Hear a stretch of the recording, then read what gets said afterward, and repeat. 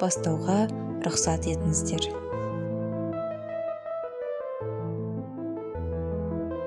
Тәрбие сағатымыздың мақсаты сыбайлас жемқорлық деген ұғымды түсіндіріп, пайда болу жағдайлары жайлы түсінік қалыптастыру.